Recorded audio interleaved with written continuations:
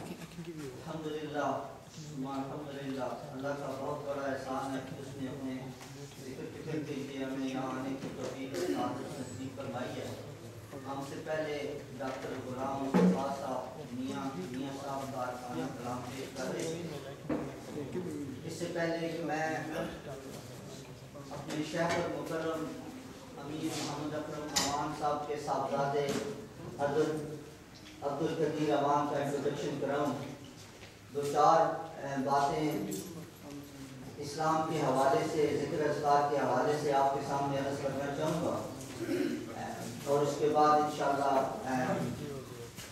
بھائی عبدالقدیر صاحب کا بیان ہوگا، ذکر ہوگا، اور اس کے بعد ساتھیوں کو انشاءاللہ سوال جواب کے لیے موقع دیا جائے گا۔ کچھ ساتھیوں نے جو ذکر کیا جائے گا، جو پریکٹیکلی ذکر کیا جائے گا، اس کے بارے آپ سوال جواب پوچھ سکتے ہیں۔ دین اسلام میں تعلیمات نبوت دو قسم کی ہیں، ایک ہیں ظاہری تعلیمات اور دوسری ہیں باطنی تعلیمات۔ ڈاکٹر صاحب جو عارفانہ کلام پیش کر رہے تھے، ان کا تعلق دین اسلام کے ظاہری پہلو کے ساتھ آتا ہے، اور ان تعلیمات کا تعلق ہمارے ذہن کے ساتھ ہے۔ یہ ہم علماء سے بھی، اور جیسے ڈاکٹر صاحب یہ نعت کی صورت میں، سیف ملود کی صورت میں ہم تک یہ کلام پہنچا رہے تھے، سنتے رہتے ہیں، لیکن اس کے ساتھ ساتھ ایک باطنی پہلو ہے، باطنی تعلیمات ہے کہ جو الفاظ، جو میسج یہ میاں صاحب کا ہم تک پہنچا رہے تھے، اس پہ عمل کیسے کیا جا سکتا ہے۔ جیسے یہ فرما رہے تھے کہ دم دم کے ساتھ اللہ کا نام لیا جائے، اللہ کا ذکر کیا جائے، اللہ کے ساتھ ملاقات کی جائے، اللہ کے ساتھ ایک دوستی کی جائے، تو یہ اللہ کا احسان ہے کہ کتاب و سنت میں ہمیں یہ چیزیں ملتی ہیں، مختلف شاعری کی صورت میں بھی، ادب کی صورت میں بھی، اور نثر کی صورت میں بھی۔ لیکن اس گئے گزرے دور میں، اس طوفان بدتمیزی میں بہت کم چانسز ملتے ہیں کہ کوئی ایسا اللہ کا بندہ، کوئی ایسا اللہ کا ولی ہمیں نصیب ہو جو ہمیں یہ دعوت دے کہ جو چیزیں کتابوں میں ملتی ہیں، جو قرب الہی ہمیں کتابوں کی شکل میں یا ہمیں سٹیج پہ بیٹھ کر علماء جس چیز کی دعوت دیتے ہیں، کوئی ایسا بندہ بھی اس گئے گزرے دور میں موجود ہے جو آپ کے قلب میں، آپ کے دل میں وہ بجلی، وہ برکات بھر دے جس سے آپ کا اور اللہ کا تعلق ایک دفعہ پھر اجاگر ہو جائے، ایک دفعہ پھر آپ اللہ کے سامنے روبرو ہو جائے۔ تو ہماری یہ خوش قسمتی ہے کہ ہمارے پاس ہمارے شیخ المکرم امیر محمد اکرم امان صاحب کے صاحبزادے یہاں تشریف لائے ہیں۔ یہ آج ان کا آخری یہاں خطاب ہے۔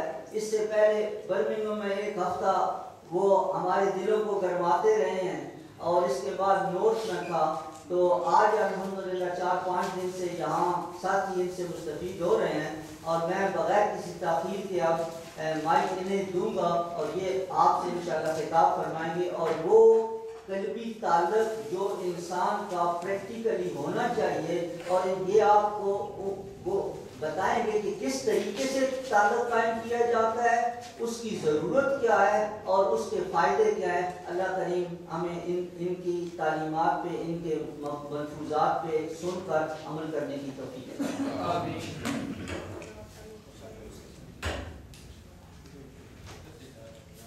Just a quick announcement, if any brothers don't understand Urdu, please let us know, that we can arrange in English as well. Any brothers? Everybody's coming?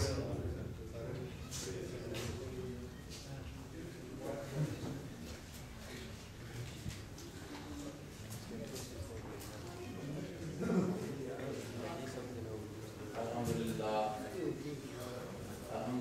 Rabbil Alameen, wassalatu wassalamu ala habibihi Muhammadin wa alihi wa sahbihi ajma'in.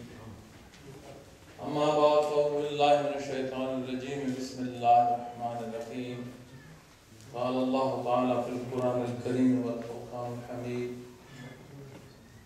واذكر ربك في نفسك تضرعا وخيفة ودون الجهر من القول بالغدو والآصال ولا تكن من الغافلين. قال محمد رسول الله صلى الله عليه وسلم أن تعبد الله كأنك تراه فإن لم تكن تراه فإنه يراك. اللهم سبحانك لا علم لنا إلا ما علمتنا إنك أنت العليم الحكيم. مولاي صل وسلم دائما أبدا على حبيبك من زانت به الأسر. قابل صد احترام معزز احباب، السلام علیکم ورحمۃ اللہ۔ سب سے پہلے تو مجھے بہت خوشی ہوئی محترم ڈاکٹر صاحب کی بہت خوبصورت آواز اور جو درد میاں صاحب نے تحریر میں پرویا ہے اسے انہوں نے آواز دے کر ہمارے دلوں میں اتارنے کا سبب بنے ہیں۔ خوبصورت انداز، اور میں خود بھی آپ ہی کی طرح ان کی ساری بات، ان کی سارا انداز، یہ سارا سر، یہ سارا درد انجوائے کر رہا ہوں، لیکن چونکہ سفر ہے، واپس برمنگھم جانا ہے، اور اس لیے ڈاکٹر صاحب سے ریکویسٹ کی، لیکن ڈاکٹر صاحب الحمدللہ جو آپ کے ساتھ چند لمحے گزرے ہیں یہ یاد رہیں گے۔ دوسرا، آپ کے پاس بیٹھنے میں مجھے بہت خوشی محسوس ہو رہی ہے، کیونکہ میاں صاحب کا کلام اگر کوئی سننا چاہتا ہے تو وہ اس بات کی دلیل ہے، ثبوت ہے کہ وہ درد دل رکھتا ہے۔ بات جس موضوع کی، جس انداز کی ہو رہی ہو، سامعین وہاں اسی طرح کے بیٹھے ہوتے ہیں، تو مجھے خوشی ہے کہ یہ درد دل وہ زمین ہوتی ہے کہ جس کی آبیاری ممکن ہے، کہ جس کے اندر محبت کا پودا اگر لگایا جائے تو وہ پھل پھول سکتا ہے، وہ تناور درخت بن سکتا ہے۔ میں نے آپ کے سامنے قرآن کریم کی جو آیت تلاوت کی ہے اس میں اللہ جل شانہ ارشاد فرماتا ہے وَاذْكُرْ رَبَّكَ، اپنے رب کا ذکر کر، اس کے نام کی تکرار کر، اور کیسے کر؟ اپنے دل میں کر، خیفتاً، آہستہ سے کر۔ اب عبادات الہی کا انداز نبی کریم صلی اللہ علیہ وسلم نے ارشاد فرمایا، ہم کمزور، خطا کار، گناہ گار، لیکن جو بات میں نے درد کی ہے، ہمارے دلوں میں درد ہے، ہمیں اللہ کی رضا درکار ہے، ہمارے دلوں میں محبت ہے نبی کریم صلی اللہ علیہ وسلم کی، اور جو ہمارے درمیان جو ہمارے دوست بھائی تشریف فرما ہیں، ان کے ساتھ بحثیت انسانیت جو محبت نبی کریم صلی اللہ علیہ وسلم نے ہمیں ارشاد فرمائی ہے، یہ ہمیں اکٹھا بیٹھنے میں جگہ جگہ مدد دیتی ہے۔ اور ایسی محفل جس میں ہم اس طرح بیٹھے ہیں کہ ایک دوسرے کی بات سن رہے ہیں اور درد بانٹ رہے ہیں، اسی لیے ہے کہ یہ مذاہب میں ٹکراؤ جو آتا ہے یہ مذاہب کی اصل نہیں ہوتی۔ تو دین اسلام اور اس سے متعلق جو احکامات ہیں بہت سہل ہیں، بہت آسان ہیں، اور کسی مذہب سے تعلق رکھنے والے بندے کو اسلام پر عمل کرنے والے انسان سے تکلیف نہیں پہنچ سکتی۔ تو میں بات آیہ کریمہ کی تلاوت سے کر رہا تھا، اللہ رب العزت ارشاد فرماتا ہے چونکہ یہاں بات دلوں کی ہو رہی ہے تو میں بھی وہی نسخہ عرض کرنے جا رہا ہوں جو دلوں کو گرماتا ہے، جو دلوں کی اس درد میں اور اضافہ کرتا ہے اور انسان کو مجبور کرتا ہے کہ تو نے صرف محبت کی محفل میں نہیں بیٹھنا، تو نے صرف اظہار محبت نہیں کرنا، بلکہ وہ درد دل اتنا شدید ہو کہ تیرے وجود سے خلق خدا کو فائدہ ہو، اور تو جہاں جائے، جس طرف تو جائے، تیرے سے مخلوق خدا کو فائدہ ہو۔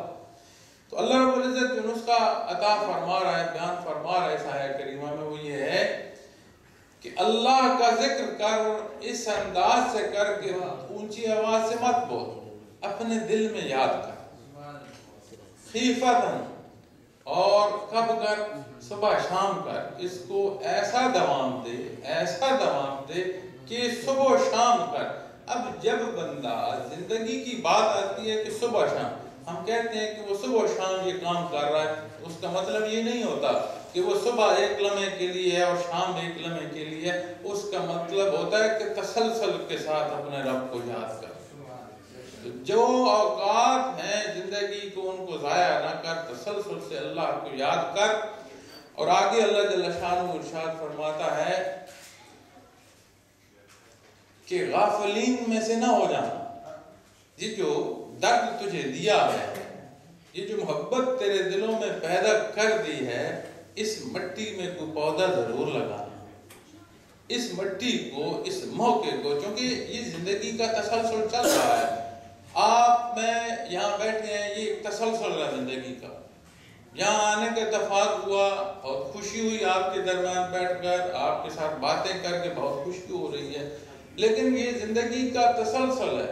دوبارہ زندگی موقع دے نہ دے، آپ میں سے کوئی یہاں بیٹھ سکے نہ بیٹھ سکے، میں یہاں حاضر ہو سکوں نہ ہو سکوں. دوسرا پل کیا ہے؟ میاں صاحب کا کلام جو آپ سن رہے تھے وہ صرف اس دنیا کے درد کی بات نہیں ڈاکٹر صاحب کر رہے تھے. وہ جب پل صراط کی بات کرتے ہیں تو بڑا لمبا سفر ہے. تو سمجھ آتی ہے کہ پہلے دن سے جب درد دل لے کر چلو تو اس آخری کامیابی تک وہ درد دل اگر تمہارے پاس ہے تو تم کامیاب ہوگے. تو بات آگے جو حدیث شریف اللہ جل شانہ نے فرمایا غافلین میں سے نہ ہونا. اس سینچی ہوئی مٹی کو اس میں پودا لگاؤ، اس میں بیج ڈالو. پھر ساتھ حدیث شریف میں نے آپ کے سامنے پیش کی ہے. تو نبی کریم صلی اللہ علیہ وسلم جو حدیث ارشاد فرما رہے ہیں اسے حدیث احسان کہتے ہیں. وہ زمانہ مبارک جب نبی کریم صلی اللہ علیہ وسلم حجۃ الوداع اور آخری زمانہ مبارک جب آپ نے پردہ فرمانا تھا، اس سے کچھ وقت پہلے کی بات کہ آپ اپنے اصحاب کی محفل میں بیٹھے تھے. کیونکہ نبی کریم صلی اللہ علیہ وسلم درد دل بانٹتے تھے. تو آپ کی محفل میں بیٹھنے والے وہ لوگ تھے جو درد دل جنہیں اللہ نے دیا اور خوش نصیب تھے کہ ان کی دلوں کی آبیاری نبی کریم صلی اللہ علیہ وسلم نے کر دی. کیا عظیم ہستیاں تھیں. تو ایک آدمی حاضر ہوا خدمت میں، لمبی حدیث ہے. اس نے مختلف سوال کیے اور ایک سوال اس نے کیا، اس نے کہا یا رسول اللہ درجہ احسان کیا ہے؟